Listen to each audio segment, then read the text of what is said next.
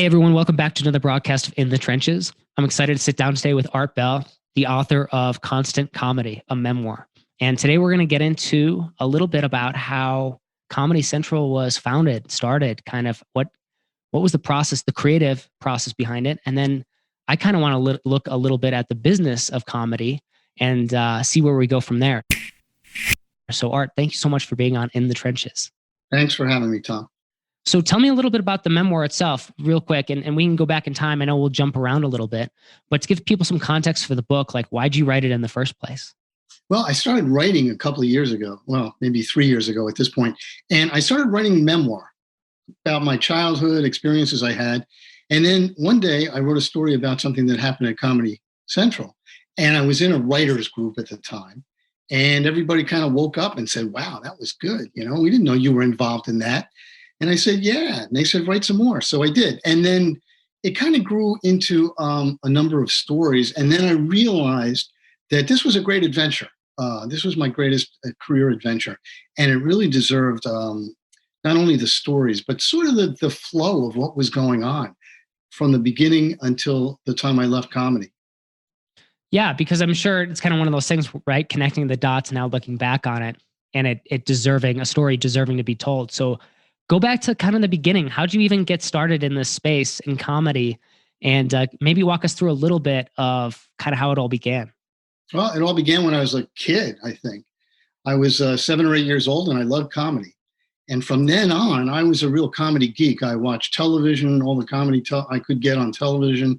I listened to my parents' comedy albums, which some of them were kind of dirty, comedy albums. I listened to those. And then, when Robert Klein, George Carlin, Bill Cosby, those guys were putting out albums around the time I was in 6th or 7th grade. And I was just playing those over and over and over. And I really kind of focused on comedy. I read Lenny Bruce's autobiography. I really wanted to know how it worked.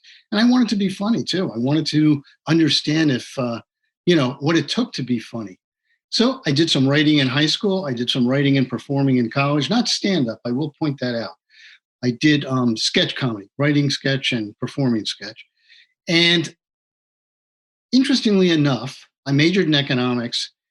And despite the fact that I love comedy and love television, I got a job offer as an economist in Washington, D.C. And I said, great, I'm going to take that. And I did because I thought it was cool. And I loved it. It was working with very smart people for a few years. But at the end of that time, I found myself reading a magazine called Coal Weekly.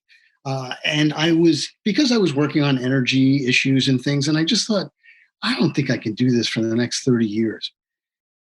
And I realized what I wanted to do was change the channel on my life, just really do something completely different. So I decided to go back to school, which is, I think, a common way to do that. I went to business school. I pretty much had in mind going into the television business at that point.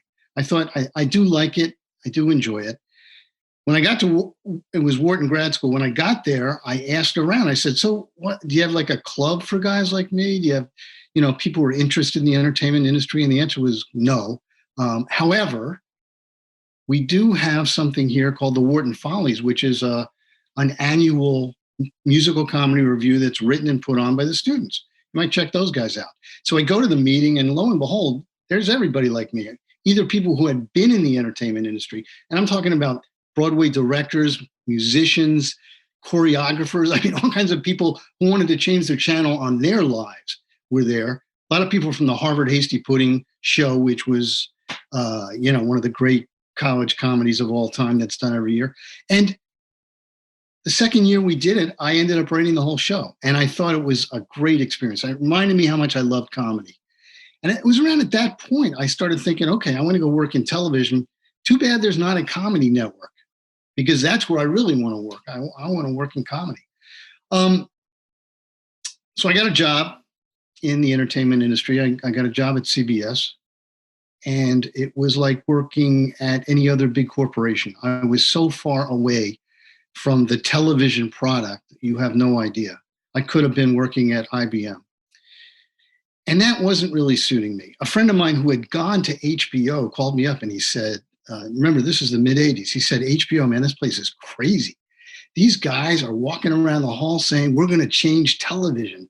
and they're young and they're fun and they got a lot of ideas. You got to come over here. And he says, and the good news is they're looking for somebody to do forecasting of their subscribers. And you're the only guy I know in the whole business who actually knows anything about economic forecasting. And lo and behold, I got the job. And I did that for a couple of years at HBO. But I kept saying what I really want to do is programming. And that was how that all started. So yeah, so walk me through actually real quick. I'm really curious on that front because that's probably something in your mind, getting that to work at HBO in that context real quick. As somebody who's like projecting that stuff out, I don't know many people that would ever get that experience, right? Like in any kind of media company with that kind of reach, and then to work in that kind of capacity, it's that's very niche, like that skill set in particular. Did you apply that to like Comedy Central at all? You know something, here's what I learned.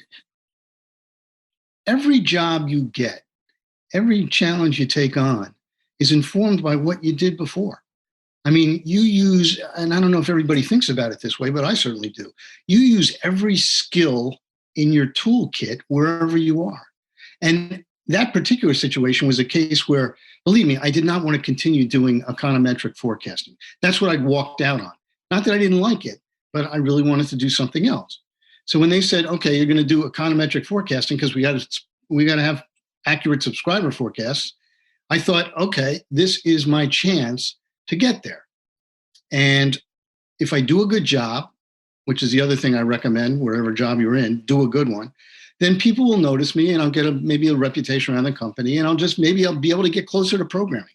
That was my plan. That's as far as it went. And the question you asked, did I use that in my comedy career?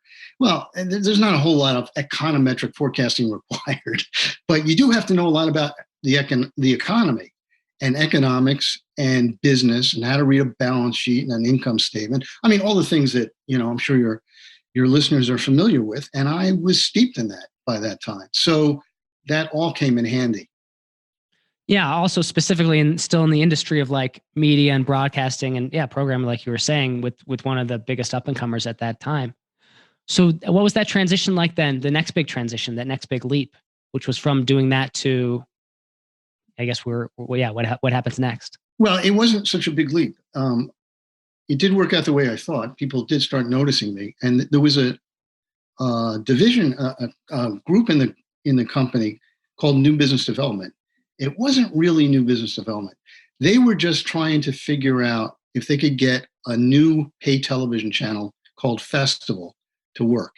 Festival was supposed to be HBO for people who didn't like sex, violence, and bad language. And the first day I walked into that job, I was a marketing analyst at that point. I said, you know what? How are we going to sell something that, sells entertainment by what it doesn't have? And especially sex, violence, and bad language, which is, something that people sometimes look for. And everybody went, shh, don't say anything, because it was an extremely hard sell.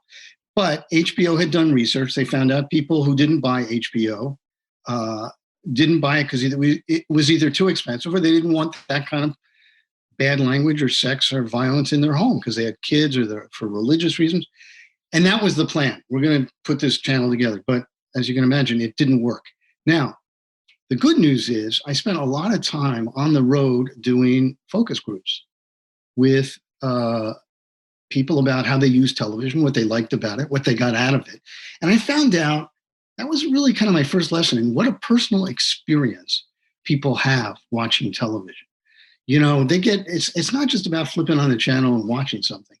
It's really about, something it fulfills in their lives. And I heard from a lot of people who watch, soap operas because they really had not, they were lonely or they wanted to see other people in more trouble than them or whatever. I mean, I got a lot of personal stories. And I started to understand that television was an important part of people's lives. It wasn't just entertainment.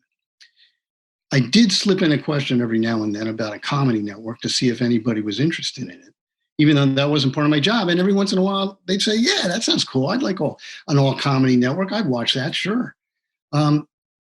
So that channel, Festival, that I was working on, failed in about 8 or 9 months. Instead of firing me, HBO said, look, we kind of like you. Why don't you stick around? We'll find something for you to do. but I didn't have much to do. So I had been thinking about a comedy network, and I started thinking about it some more. And I thought, okay, maybe I'll get something down on paper.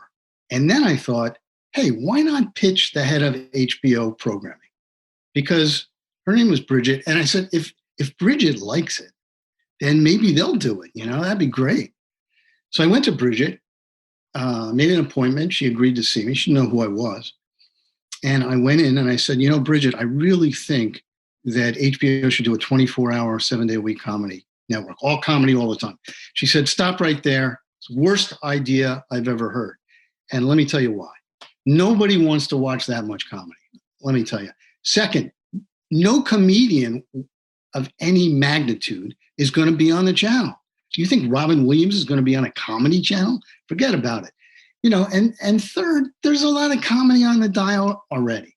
What do we need more for? And HBO at that time, as she pointed out, we have the best comedy on TV. And they did. They were doing comedy specials with the best comedians. And they were uncut.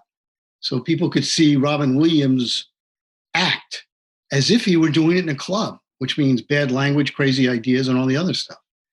So she pretty much said, you don't know much about television. You don't know much about comedy.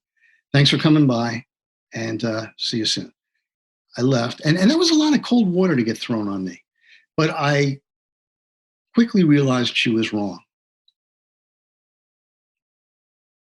Oh, wow. Okay. I want to know why. I also have a couple questions I might come back to, but how exactly did you find out that she was wrong here? Like, no, I didn't find out so much as felt. I'm walking out of her office. I'm going back to my office. I feel terrible because she just basically said, not only no, but you don't know what you're talking about. And I thought that's not true. It's just not true. Somebody is going to do a 24/7 comedy network. I was convinced of it. And I will say that was an important part of, getting somewhere with that idea, being convinced that it was inevitable. So I was going to do it. HBO was going to do it. Somebody was going to do it. But I had no doubt that it was going to happen. And I was surprised when other people said, never happened. And this is fascinating too, because, again, I can't help but make like parallels to our times in terms of like, what are the other things that we take for granted as institutions that are currently set up the way they are? And and that like, it's something that's working, maybe well, maybe not so well, but it's working. And so the idea of coming in with something that is kind of disruptive in a way, maybe to the way things are currently being done, and whether it's worth taking. And then like the same risk analysis is generated, the same thoughts of like, okay, well, can we test out this new thing or not? The same kind of old stories start to pop up, but people kind of not being willing to make the change or invest in something kind of maybe that seems outlandish because maybe something else is. I think it's something that like business owners go through and entrepreneurs and creatives go through is this exact kind of challenge in many ways in their own forms and fashions. What are your thoughts on that? I think that's exactly right. I think that anybody starting a new business, they have to think about the idea as something that is definitely going to happen one way or the other. I like thinking about new business ideas that way for a couple of reasons. One, it gives you the momentum to think about it, design it, put it together, sell it, raise money for it, and all that kind of stuff. If it's an inevitability, keep going. If you get a problem or a rock thrown at you, walk around it or solve the problem. So that's one thing. And the second thing about the inevitability part is that it makes you think about the following. There's going to be competition. Never underestimate the competition. You may be first, but if you think your product is inevitable, it may not be the last. And if you get anywhere at all, and I mean anywhere, you get to the point where you've made an announcement about launching your product or that you got funded or whatever it is, everybody's going to look over and say, wow, that guy got pretty far with that product, or that gal got pretty far with that product. Maybe I should look at doing the same thing or something like it. All of those things happened to me at comedy. And I just want to add one other thing. You point out that we have institutions around today that seem like they're successful and that they've always been successful. Comedy Central was a complete failure the first year. I mean, in that nobody knew if it was going to work. Even after it launched, I went to work every day thinking, okay, they're going to tap me on the shoulder and saying, Art, it's over. It's shut down. We're not spending any more money on it. Certainly, I saw that happen with the previous project that HBO did. And this was a much bigger risk, a much higher profile risk, a much more expensive risk. And when it didn't get shot out of the cannon on day one, people at HBO started getting embarrassed because they had a great reputation in the television business. And there I was with this new channel ruining it. So I just want to point out, and that's why the name of the channel, the name of my book, it's a memoir, is Constant Comedy, How I Started Comedy Central and Lost My Sense of Humor. The reason is I want to make sure people know that it was not easy and it wasn't an instant success. And it took a lot of people and a lot of really good work to make sure that that thing got up and running. I'd say those insights that you just shared were gold, because the idea of like assume it's inevitable, and then what comes along with it, with it being inevitable. If it's successful, people will see it. There will be competition, et cetera. And then there was one in particular, like at the end, that last one I think you mentioned. I was really kind of curious about how that played out for you, like knowing that. So like again, you wanted to get this off the grounds, and you just self-admitted that the first year was kind of a failure in that regard. Give me a little bit of the lead up to it, like to get it going then, that it took to get it going even before that we knew that first year was kind of maybe a dud or something like that. But I'm curious about that first bootstrap piece of it. Well, the first thing is when I left Bridget's office, I had yet to convince anybody it was a good idea. And what I did is I went back to my office, wrote it up, stapled it to my resume, and started to send it out to other places thinking, maybe I'll get a new job. Maybe somebody else will be interested in this. And I actually did explore a little bit self-funding. I mean, I had talked to friends about this, not self-funding. I didn't have that kind of money, but seeing if there was a venture capital or some kind of money available. But what happened is my boss's boss knew I wasn't doing anything and saw me working on something one day and said, what are you working on? And I showed him, and he said, wow, this is cool. Let's go talk to the chairman of HBO. And that's what we did. He took me into the office without any preparation, without any presentation, nothing. He just said, come on, we're going in. And he said, tell Michael Fuchs, the chairman of HBO, what your idea is and how you would do it. And I pitched it for 15 minutes. And Michael said, sounds interesting. Let's take a look at it. And that's how it happened. And a couple of things there. I went in with a lot of passion, because I'd been thinking about it for a long time. And I also went in with vision, meaning I knew what I wanted it to be if it worked. And that was the center of the comedy universe. And that's how I described it. And that, that kind of description, where you're looking 10 years into the future and saying, if this thing is successful, here's how it's going to change the world. That's what people are looking for when you pitch. So Michael said yes, teamed me up with some guys at HBO who were in the comedy business. Remember, I had no programming experience and I had no comedy experience. And comedy is a business. I was teamed up with a guy named Stu Smiley. He was a comedy professional. He'd been in the business for 10 years. And the first thing he said to me when he met me, what do you know about comedy? And he meant it. And he said that 100 times that first year, because he had been in the business for a long time. He knew the comedians personally. He knew their agents. He knew what things cost. He knew how to put a show together. I didn't know any of that.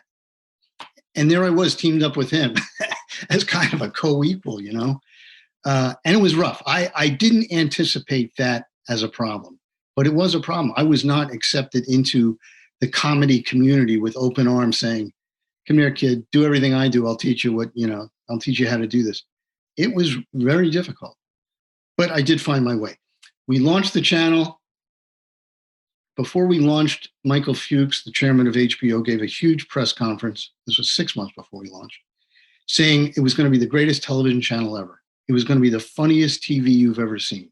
He built this thing up in the press's mind so much that when it came out on the first day, and it wasn't all of those things, because who would have expected it to be, the press pounced.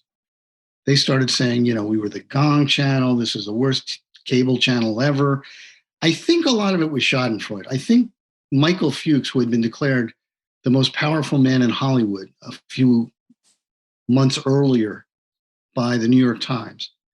They were happy to see him taken down a notch. And so that was the kind of response we got from the press. The audience started to gather. That's all I can say. I mean, and I looked for markers of success, because there's lots of things around that are going to convince you that you're failing.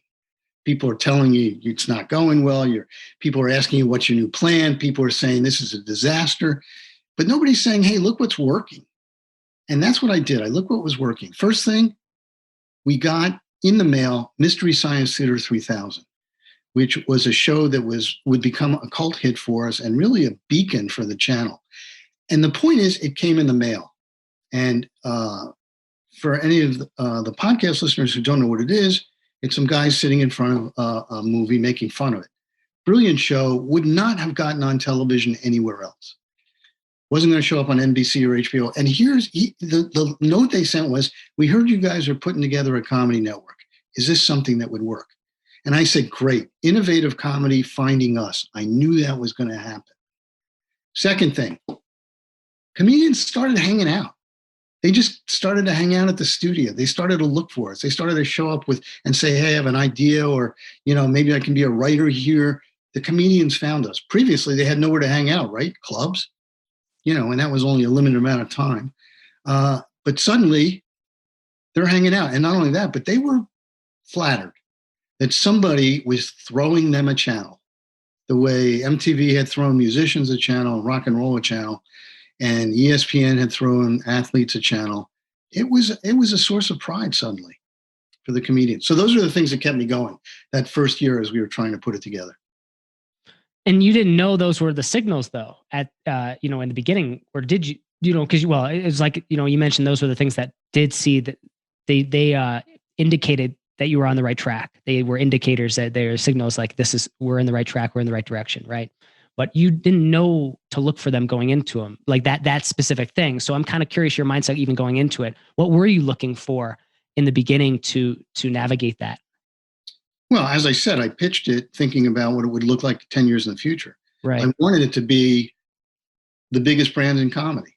I wanted it to be the first name in comedy. I wanted it to be the center of the comedy business. All of those things. So when the comedians started showing up and innovative programming started showing up, did I have that listed out as, okay, if this happens, good, if this, no. But I realized, wait a second, that's going to help us become the center of the comedy business, because here's all these people coming to us. We're already the center. Right. And as far as brand, the other big brand in comedy, Saturday Night Live. So, I was hopeful that we were going to take a slightly different direction, but end up with a similar result. We would be first name in comedy. That's awesome. So this is just that first year you had those indicators, even though you got some bad public press to begin with. When did things start to change in the maybe public, or I guess, both sides, because there's probably like a public image that was going on at that time. And then of course your internal mechanisms, because you had to grow this thing. You were responsible for it. It was your baby, so to speak. So like, how was that navigating it then after that first year? Like what happened next? Well, the first year was pretty consequential because we did start to get an audience, and we started to look at that audience. And we realized that they were young people and that they were looking to us for edgy comedy. And the fact that they knew who we were when their parents didn't. As a matter of fact, we would go to ad sales or affiliate sales meetings with advertisers, and the advertiser would say, I looked at this thing. I don't get it. I think it stinks, but my kid watches it all the time. I don't know what's going on. He's 18 years old. He thinks it's the greatest thing on earth. So, again, these things happen slowly. Your success doesn't come Tuesday if you start out Monday. It comes over time. And so what we did the first year was we looked at what was working, what was not working. Stand-up comedy was working. We did more of that. There were some other things that weren't working. We did less of that. We started to hone in on what our audience was, which is young adults, basically. 18 to 34 is what we called it, looking for edgy comedy. And then we started pointing the channel as much in that direction as we could. So that was the process. Listen, the one indicator of success that makes this all work is you have enough revenue, and that means do you have enough audience in the television business? So that's what we were doing, trying to figure out how to amass audience. What happened is we did get competition 6 months after we launched, MTV Networks had announced at the time that we announced that they were going to do a comedy network. It was literally the day after our announcement. I think all they had was a press release because they saw our announcement and said, oh man, are we going to let this go to HBO? And as scary as that was, I thought, okay, 6 months ago, there's 0 comedy networks in the world, and suddenly there's going to be 2. So take that, all you disbelievers. But anyway, they did show up. They launched 6 months after we did, and we went head to head for 6 months. And then I thought we were winning. I'll leave it at that. They were called the Comedy Network. We were called the Comedy Channel. But the powers that be, meaning Michael Fuchs, the chairman, and the chairman of Viacom that owned MTV Networks and the Comedy Network, said, look, we're going to beat each other into oblivion. Let's merge the channels, and that'll be that. So they did. And I think they merged the channels not knowing whether that merger would actually work. Mergers, as you know, are tough, because you're taking 2 different cultures and 2 different views of a product, in this case, a comedy network. And you're saying, okay, guys, you work together and figure out what it is, which is exactly what they did to me and the head of programming from the other place. And you have to rename it because you can't use either of the names. That's part of the deal. So we were faced with all that. I quickly discovered that my opposite number and all the people associated with it on his side were just like us. They wanted a comedy network in the world. They had gotten into that competitive mindset, and they were all comedy enthusiasts too. So now that there was going to be a comedy network, they wanted to make sure it was going to succeed. And we made sure it succeeded. And was that at all levels of it too? Like even like that, because again, like there's so many people merging. So, you think about the different creatives that are kind of coming together to collaborate. And I think, yeah, I see that as like, if you're in comedy, I mean, isn't that the best part of it? Sometimes like the collaboration piece, it seems like it, at least to me from the outside, it seems like that'd be a fun, energetic, but how about like all the way up, like in the administrative, was there ever any conflict at all? Or did it really kind of merge together that seamlessly for you guys? Well, I wouldn't say seamless, but clearly we divided things up a little bit at the get-go. We didn't, there were 2 heads of programming, me and the other guy. We didn't say, okay, we'll be in every meeting together, we'll make every decision together. Right. We kind of divvied things up. And that worked pretty well. Not that we didn't have comments on what the other guy was doing, and we took those seriously. How'd you go through that process, if you don't mind getting into that a little bit? Like, how'd you decide to divvy that up? Like, if somebody's listening to this and thinking, again, it's just on a business front too, like if they were ever forced to or enter into a merger like that, how might you, or a partnership even, it almost sounds like that. I feel like there's some interesting insights. Why did you divvy up what you did? There are. I mean, on the creative side, you've got a question of interests and experience, right? My opposite number was a guy named Mike Klinghoffer, and he had been a producer. So he really knew the nitty gritty of production in a way that I didn't. I had produced a couple of things by then, but he had been a producer for years, and that's what he wanted to do. So he got that original programming. I was interested more in the gestalt of the channel. I wanted to shape this channel the way I thought about it. And one of the ways you got to do that was on-air promotion. The commercials you run on your own air for your own channel. And I always thought that was fun. And I took that on, and I hired somebody from their side, from the other side, because I thought that guy was really good. And everybody was like, hey, that's cool. And he hired a bunch of people from both sides, and it really worked out. And it was a great way to have an impact on what the channel would become. And as I said, we collaborated on a lot of things too, Mike and I, but that was how we split things up. Yeah, it's just fascinating. It's really kind of interesting to hear, and that it doesn't have to go poorly, that it can go well, and that you guys were able to make it happen that way and work it out. And so then okay, so that's a pretty significant event. I mean, these are all milestones that are significant. That's another one. Like even the competition early on that somebody's announcing another channel, that's an indicator, okay, now that you got this merge and it seems like it's been successful, or it's integrating well. Because I'm sure that was a multi-month process or something like that, maybe a while. What was that then like to grow from there? You're absolutely right. That was as hard, if not harder in some ways, than launching the channel originally. Because launching the channel originally, I had a good idea of what it should be. I convinced other people that's how we should do it. We were going forward. I thought we were winning. And, you're kind of in mid-stride. Suddenly, you're not in mid-stride. You're merging. You got to listen to the other guy. You got to make compromises.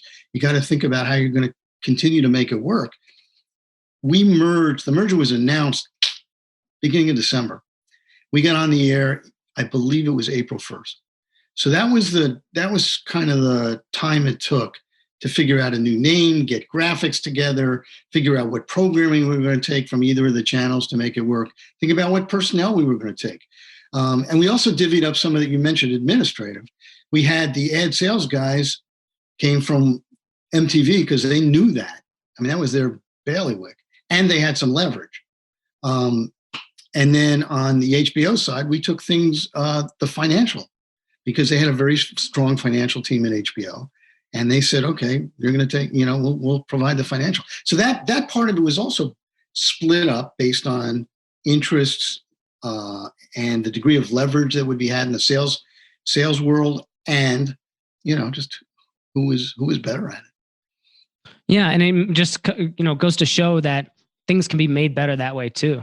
That would, like, whatever you're doing maybe can actually be amplified in some way, shape, or form. Like, it kind of sounds like that. Like, in the end, this became a case study of a successful merger in that regard, but in such a way that it seemed like the trajectory was beneficial versus fighting it out and again, what kind of collateral damage would be involved with two major competitors, that kind of thing. Like that, it was very, I don't know. It really just seemed to work out, and then you thrived because of it. Certainly, in retrospect, it is a merger that worked great. At the time, we were feeling our way around. You talk about collaboration, though. As I said, we quickly got into collaboration mode, and I talk about that in the book. I found that collaboration was always a great way to go about things, especially creative things. I know that some creative takes place in a vacuum. It's you and a typewriter and a blank page. But I found that a lot of the creative activity that I liked and was involved in was kind of a group activity. It looked more like a writer's room in sitcoms, where there's 8 or 10 guys sitting around shooting ideas back and forth, trying to make each other laugh, trying to say, oh, that's ridiculous, we could never do that. And somebody would say, yeah, why not? And, that was the collaboration that I think pushed Comedy Central to new and amazing places. We actually had a group called the Buzz Committee, and it was built from people all around the network who loved comedy and wanted to be part of this. It was about, again, 8 or 10 people. And we did exactly that. And when it came time to make decisions about, okay, how are we going to get some attention? That's why it was called the Buzz Committee. We came up with some great stuff. For example, Johnny Carson had his last show about 1.5 years or 2 years after we started. I think that's right. And we said, all right, what are we going to do to celebrate this? I mean, that's been the big place for comedians to break their careers. Johnny Carson, he's going off the air. What are we going to do? And somebody said, we'll go off the air. We're going to go off the air. And I said, wow, that's crazy. He said, yeah, let's just put up a sign that says, we're watching Johnny Carson's last show. You should be too. And that's what we did. And it got so much press. And I know other channels have since done that kind of thing. I know, listen, no good idea does not get imitated in the entertainment business. But we had so much fun with it. We sold a sponsor on the on the sign, that said that. And Johnny Carson mentioned it on the air. He said, these guys, I'm very flattered that these guys did this for me. So we did lots of stuff like that. And it really kind of pushed us into new areas, including covering the news. Yeah. Was that, would you say at that point then, is that like the next big, like, I guess, transition, like kind of conquering news in a way, like through comedy in a way? It's kind of what you guys did, but if you can kind of walk us through that story a little bit. Yes. You know what? As soon as we started a comedy network, even a comedy channel at HBO, we knew we had to do news. But news is very writer intensive and therefore very expensive. Plus, if you're doing it on a daily basis, it's really crazy. So we put that off. But in 1992, one of the things the Buzz Committee thought about doing is, hey, you know how MST sits in front of movies and those guys make fun of the movies? Why don't we cover the President's State of the Union address and do the same thing? Get some comedians to cover that. Now, was probably the craziest idea any of us had ever heard at that point, because there was nothing more serious and to a certain extent considered more boring by our audience than the presidential State of the Union address.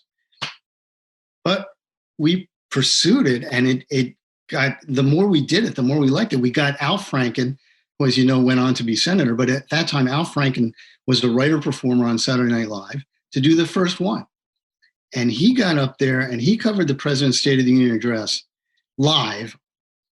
And it was so funny and so different than anything anybody had ever seen in that kind of coverage that, once again, the press kind of woke up and said, wow, these guys are doing interesting stuff.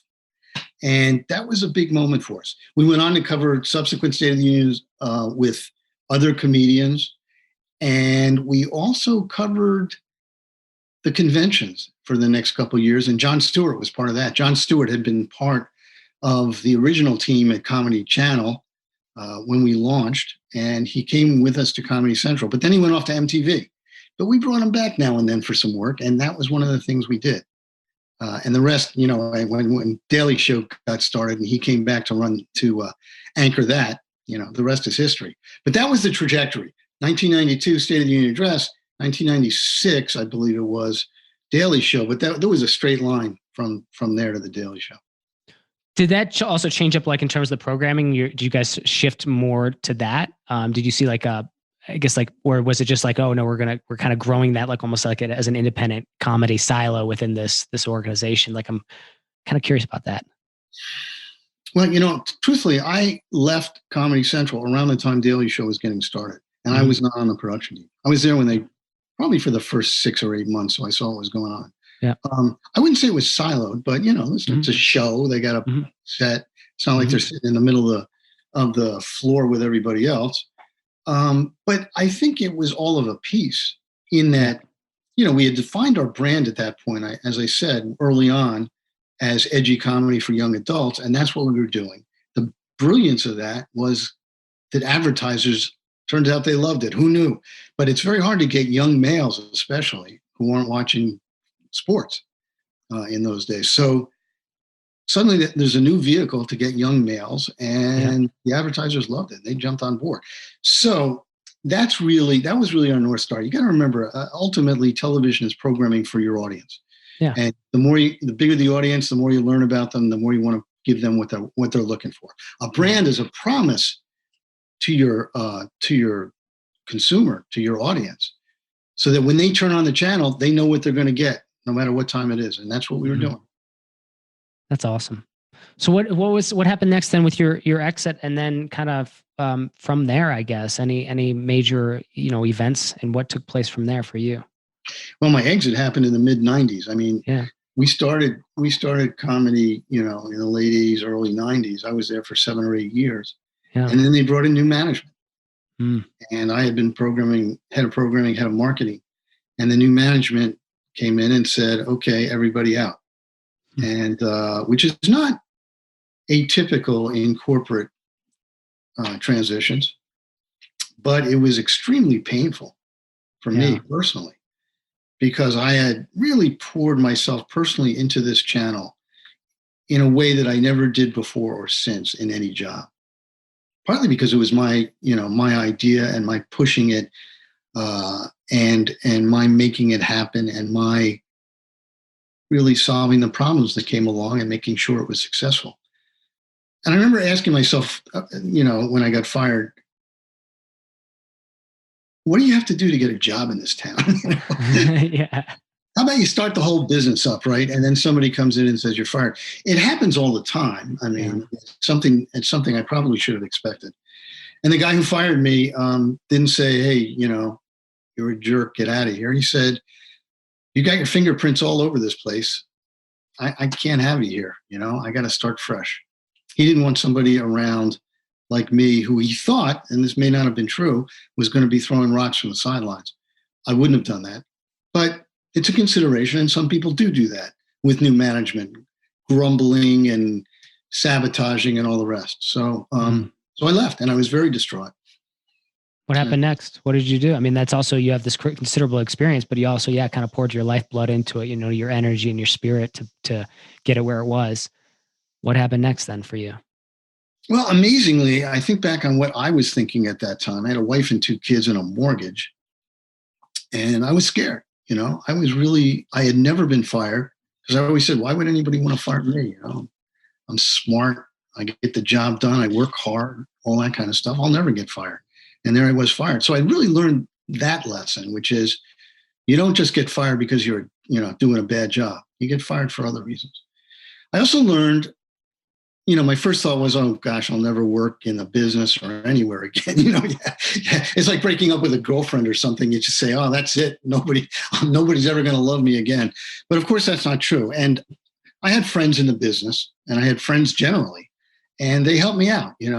I got some direction, and I got a consulting gig from one of them, and they kept me afloat until I found a new full-time job, and that was at CourtTV, which was another channel that had been started as an all courtroom trial coverage channel by a lawyer named Steve Brill that was failing miserably, just about to go under. And it was owned amazingly by NBC and Cablevision, and I believe TCI, Liberty Media. And they thought, all right, we'll give it one more chance. We got 28 million subscribers. There's 80 million to be had, but maybe we can do something else with it, build the channel up, and get our investment back. So they hired me, and they hired my boss, a guy named Henry Schleif. Henry hired me the first week he was there. He said, I don't know anything about cable television. You seem to know what you're doing. So you're going to do it. You're going to figure out how to make this place successful. And so we ended up being a great team, and I had so much fun. And people say, well, you went to work for a channel that was about trials, and you turned it into a channel about crime and justice, which is what we did. How did you do that after comedy? It's so completely different. And the answer is, I got fascinated by the challenge of it. How do you turn this into something successful? And by the way, crime and justice is probably the most popular subject matter on television now, as it was then. It's most books that are sold these days, most novels are mysteries or forensics or procedurals. So now it's not like it was something I had no interest in at all. Of course, it's all around us. But like anything else, the more I looked at it, the more interesting it got. And I just had a great time doing that. And then we did make the channel extremely successful, and it was bought by Turner Networks for, I think, about almost $1.5 billion, $1.7 billion rather. And that made us feel good, except we were out of jobs again. Let me ask you this real quick before we move on, if I can. I'm curious on that front. Like you mentioned, at the outset of this interview too, how you kind of bring with you your experiences. So what did you bring with you to that particular one when you looked at then this new space? Obviously, some things were similar, some things were different. What do you see when you reflect back on it that were some key things you brought to it, maybe creatively or from a business sense, et cetera, et cetera? You have to consider the fact that comedy was a transformative piece of my career. When I went in, I didn't know programming. I didn't know anything about it or production or comedy. And when I came out the other side, I was I wouldn't say totally seasoned, but I was a seasoned executive. I'd run a programming department. I'd run a marketing department. I knew what made those things work and not work. So I walked into this next job with a whole lot of understanding about how it all worked, how a cable television could go from being nothing to successful. And I think that confidence really stood me in good stead. Now, it's not like I walked in there cocky, but I felt that I could figure out what was going on and come up with a solution. And I did that pretty quickly.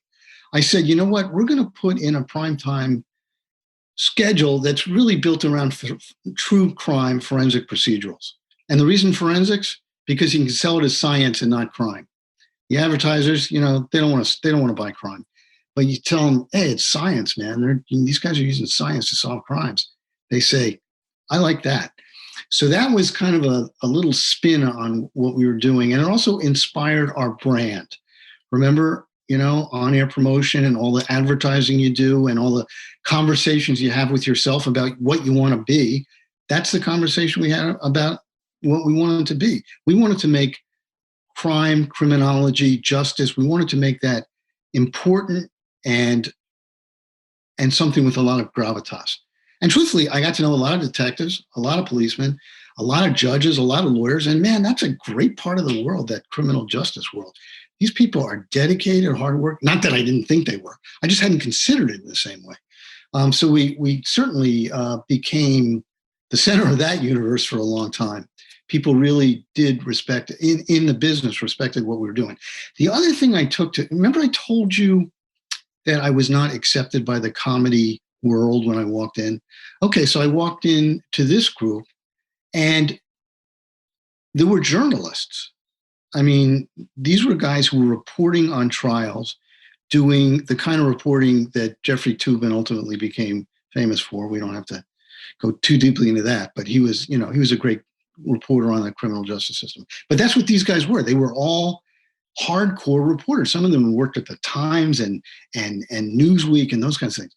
And journalism is a pretty tight-knit club. And I walked in from comedy and they looked at me as like, okay, what's this heathen going to do to us? Because they were serious about journalism. And I had to get them on my side. I had to say, look, we are going to, first of all, make this channel successful. Without a new plan, you guys are toast and I'm toast. Second, I have a great deal of regard for what you do. So don't misunderstand that. I am not going to pollute it. I am not going to take advantage of it. You guys are going to do what you do. We are going to do different things in prime time, and we're going to end up collaborating on a lot of things, which is what we did. We were making documentaries, and these guys had a lot of stuff to say about it. So we put them in the documentaries. So that really was, in terms of what did I do right there, that was, I think, a big part of it. I did not throw out the previous management, by the way, when I walked in. I saw who was good and who was less good and dealt with it in months to come. That's awesome. And I wanted to ask, because I know we're actually coming up to time, and I kind of wish I had, obviously would have more time, but I'm just going to point people to Constant Comedy, a memoir, pick up the book for the full stories. But I wanted to shift a little bit to the person who, I guess a couple questions. One is specifically about like people who are in these kind of creative spaces, and what you've done is creative, and it has there's a business component to it, and there's the administrative and the producing side. I mean, there's so many elements to it. And I think of that, I look at that as like a really challenging creative puzzle, with a lot of other skill sets that you had put in place, but it speaks to the creative. For somebody who's looking at kind of the space right now, whatever's out there, whatever they're looking at, like what recommendation do you have, whether it's specific to our times right now, or even just a general philosophy of how you approach these kind of problem sets? Like, I guess any piece of advice for a creative who's trying to maybe make a name or establish himself or herself or other, any recommendations or thoughts for them right now? Yeah. I have one, and that is based on my experience. I kind of ended up a creative executive, meaning I understood the creative side and had done some of the creative work, but I also understood the business side and knew what the realities are. There's sometimes creatives and business people are separated into the talent and the suits. And there's this big war because the talent wants to do what they know is right because they're the artists and they're creating. And the suits just want to tear them apart and say, you can't do that because we don't have the money or it doesn't work or whatever. And there's this big fight. I urge everybody to really kind of come and understand the other side for a couple of reasons. One, it's the creative executives who get to the top, who really end up running things. It's not the guys who are just creative or the guys who are just business guys. Yeah, those guys will always have their place. But if you really want to move around and do some good work and possibly get to the top of the organization, you have to understand both of those things. And you have to understand how to work with creative people and work with business people. That's how these things continue. Secondly, it was certainly a lot of fun to be a creative executive. I will say that, because people who were creative working under me would say things like, I never had a boss who really understood what I did, but it's nice working for you. And that's important. That's important, to appreciate your people and the work that they do on both sides, the business and the creative side. And do you have any thoughts too, in terms of like looking at the lay of the land these days, with the proliferation of like social media and stuff like that, and how things have even changed since you were, focused primarily on television and just a different world, different media world. Do you still stay abreast of it? And what are your thoughts on any opportunities or anything that you're looking at as seeing it maybe potentially as an opportunity? Because it seems like from the stories you tell and what you've done, you have had good vision. And part of that good vision is like seeing things that are off in a distance, so to speak, I guess you could say. So I'm just curious if if there's anything you take from what's out there right now, if you see any major opportunities for creatives or entrepreneurs or anybody. Well, I think there's always opportunities for creative people. In the television business, it all comes down to storytelling ultimately. And then there are some of the other considerations, which is how are the audience is changing in the way they're relating to content. Short form, which is something we did at Comedy Channel 30 years ago, is now kind of the norm. Everybody's looking, flipping through their Facebook feeds and YouTube and everything else, watching clips. There was even recently, I forget the name of the thing, but the business that was started to do highly produced short form series and stuff, 8-minute episodes and everything. It did not work. But I think that is and has been a direction for a long time. Telling shorter form stories, telling a complete story in less time. Serialization, which was not the same kettle of fish in the old days when you had just linear channels. Now with Netflix and Amazon, you can serialize stuff. People don't have to be at the television set at 9:00 on a Tuesday to see what happened, from last week. They can see it whenever they want. And that's what's making, all these serials possible. And I think that's a great innovation, because when you're making a television show that's going to go on potentially forever, you can work with a lot of the creative there. The characters can evolve, the situations can evolve, the plot can evolve, where it's taking place can evolve. So those are really a lot of creative opportunities for people looking to get into it. I love it. Well, Art, thank you so much for being on In the Trenches. Before I let you go, where can people reach out to find you, and where can they pick up a copy of the book? Oh, great. Yeah, the book is called Constant Comedy, How I Started Comedy Central and Lost My Sense of Humor. You can get it in any bookstore. You can get it on Amazon, or you can just go to my website, artbellwriter.com, artbellwriter.com, and that'll take you to a place that you can buy my book. You can communicate with me. You can read some of my other written stuff. And I hope you do. I'm also on Facebook. Fantastic. Well, also everybody listening, we'll have that on the show notes as well. So make sure to check those out. Go to tommorkes.com/podcast to check out the show notes and catch this episode of In the Trenches with Art Bell. Art, thank you so much for being on In the Trenches. Thank you, Tom. Awesome. And that wraps up another broadcast of In the Trenches. If you enjoyed today's episode, please leave a rating review. Just go to tommorkes.com/iTunes, and that'll take you to iTunes where you can leave a 5-star rating review. And that really helps spread the word about this podcast. And finally, if you need help growing your online business or generating new traffic, leads, and sales at a profit, reach out to me at tom@tommorkes.com or head over to the website tommorkes.com and sign up